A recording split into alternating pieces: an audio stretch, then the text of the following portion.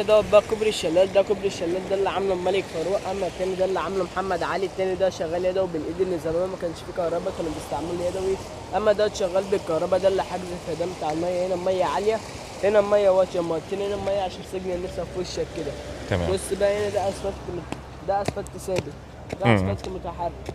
المتحرك ده تمد تدوس على الزرار، تبدأ المتحرك ده تلف. يلف اليمة ايوه التانية ايوه هنا في تمام. الحتة الفاضية دي. دوس على الزر يفتح البوابات ديت، لو السفينة نازلة يفتحوا البوابات تنزل، السفينة طالعة يفتحوا البوابات تطلع من غير أي حاجة تضايقها. الكوبري ده شغال بالكهرباء. يعني الهويس ده شغال عادي؟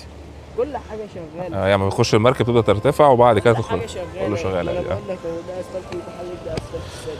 المتحرك ده لمدة تدوس على الزر بيلف اليمة التانية، دوس على الزر بيفتحوا البوابات، السفينة بتعدي من غير أي حاجة تضايقها، ديت حاجة بالكهرباء.